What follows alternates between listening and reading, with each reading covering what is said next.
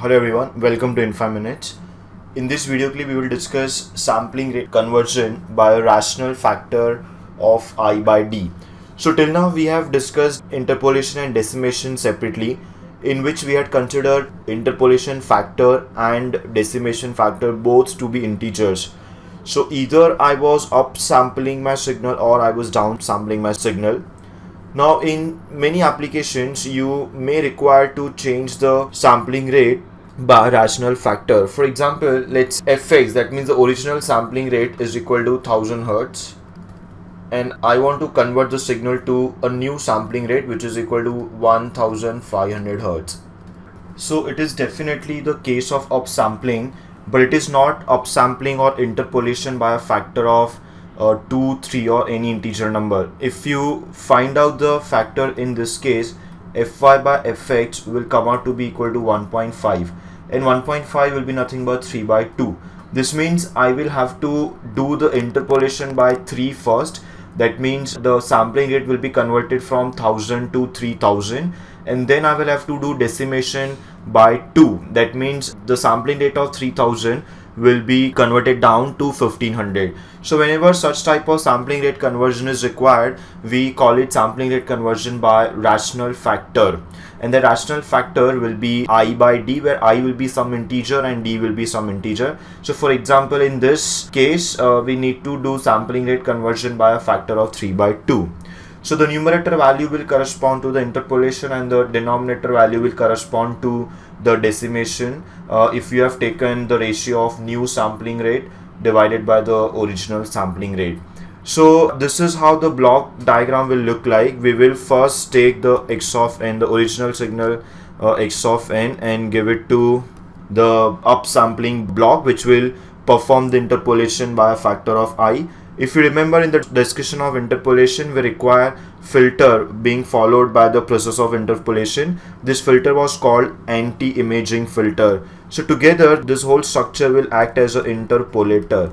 Interpolator will have a block which will perform interpolation by a factor of I followed by the anti-imaging filter. So this whole thing will be an interpolator.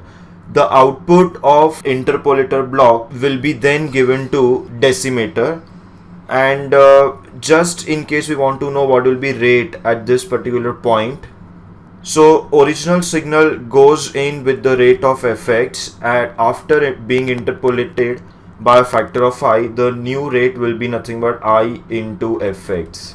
Now this output of the filter is given to the decimator block. So the next block is nothing but the decimator.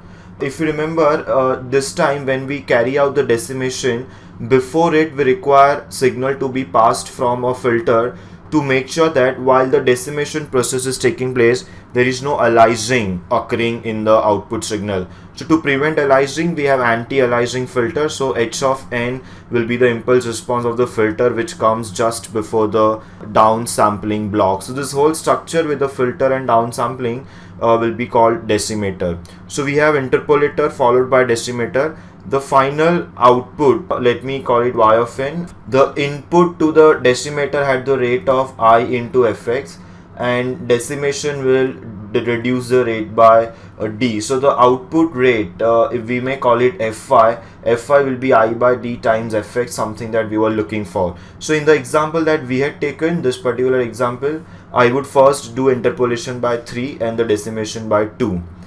So this is a simple arrangement of interpolator and decimator if you want to perform sampling rate conversion by a rational factor.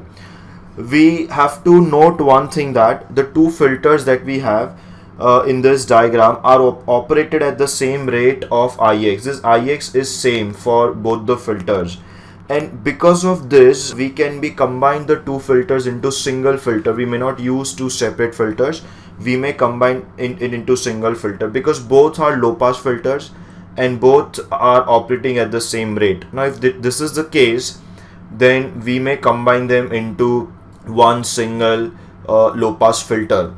Now let us assume that the first filter has the cutoff frequency of omega c1. I'll call it omega ci because that's a low pass filter for interpolator block, and let's say this filter has cutoff frequency omega c D. We call it omega c D because it's a filter of decimator block.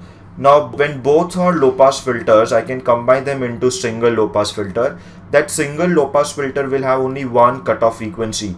So will it be omega CI, omega CD, or something else? Let's figure that out.